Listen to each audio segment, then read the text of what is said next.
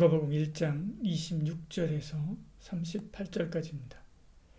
여섯째 달에 천사 가브리엘이 하나님의 보내심을 받아 갈릴리 나사렛이란 동네에 가서 다윗의 자손 요셉이라는 사람과 약혼한 처녀에게 이르니 그 처녀의 이름은 마리아라.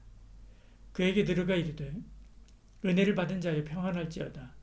주께서 너와 함께 하시도다 하니 처녀가 그 말을 듣고 놀라 이런 인사가 어쩜인가 생각하며 천사가 이르되 마리아여 무서워하지 말라. 내가 하나님께 은혜를 입었느니라.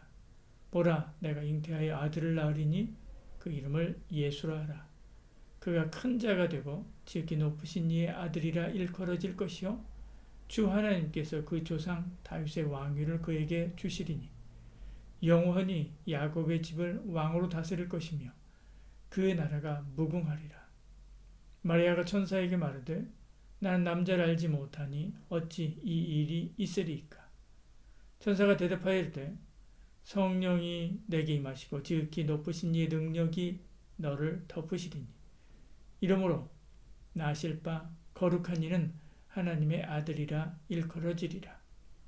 보라 내 친족 엘리사벳도 늙어서 아들을 배었느니라.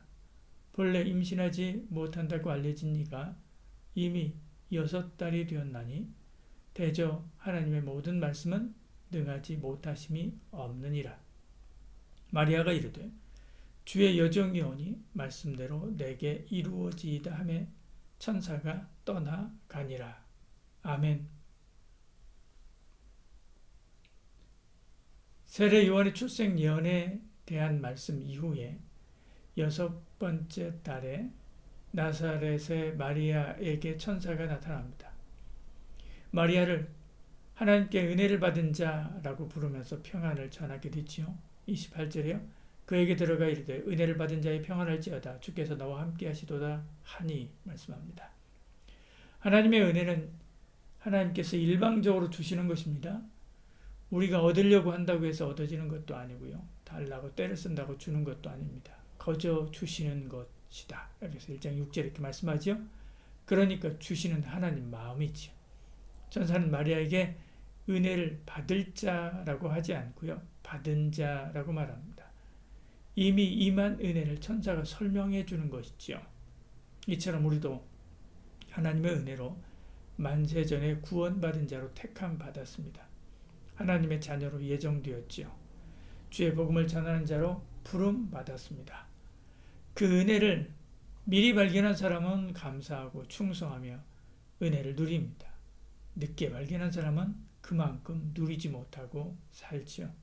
오늘도 하나님의 은혜를 깊이 발견하고 그에 합당한 삶을 사는 저와 여러분들을 축복합니다. 마리아가 받은 가장 큰 은혜는 하나님의 인류 구원사에게 동참하는 것이죠.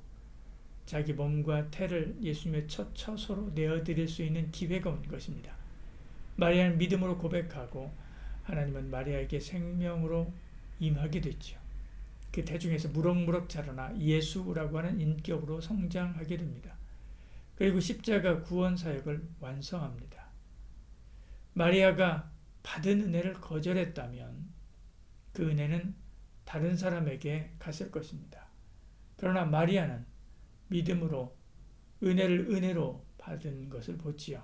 38절에 마리아가 이르되 주의 여정이 오니 말씀대로 내게 이루어지이다 하매 천사가 떠나가니라.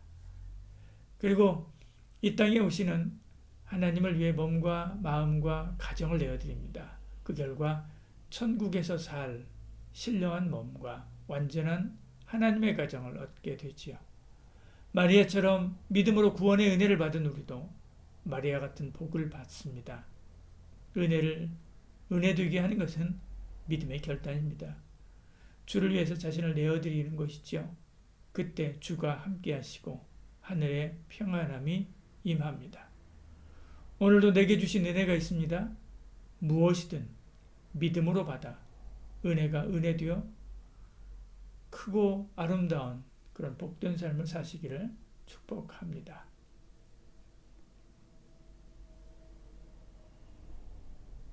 마리아가 받은 은혜를 받아들이기 위한 장애가 사실은 많았습니다. 먼저는 처녀라는 것입니다. 처녀가 임신하는 것은 불가능한 자연의 원리지요. 자연의 원리를 거스를 수 없다는 인간의 생각의 장애물입니다. 둘째는 정혼한 처녀라는 점입니다. 정혼한 처녀는 약혼자와 동침은 하지 않지만 결혼한 사람으로 간주했습니다. 그런 사람이 임신한다면 외도한 것으로 볼 수밖에 없지요. 그 결과 죽을 위기에 처합니다. 셋째는 마리아는 보지할 것 없는 시골 처녀라는 점입니다. 그런 그녀에게 다윗의 왕위를 이을 영원한 왕이 태어나 그리고 그 나라가 무궁할 것이다 라고 하는 것은 정말 믿기 힘든 일이지요. 무엇보다도 하나님의 아들 메시아라고 불린다고 하는 점은 더더욱이나 믿기 힘들었을 것입니다. 35절에요. 천사가 대답하여 이르되 성령이 내게 임하시고 지극히 높으신 이의 능력이 너를 덮으시리니 이러므로 나실 바 거룩한 이는 하나님의 아들이라 일컬어지리라.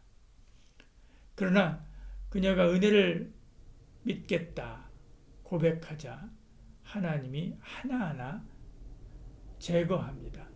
처녀지만 잉태하게 역사하지요. 정혼한 처녀로서 오해 살 수 있지만 요셉에게 나타나 마리아를 보호하게 하십니다. 연한 순 같은 모습으로 그 자녀인 예수가 오시지만 십자가로 강하고 크게 하나님의 구원 역사를 이루시지요.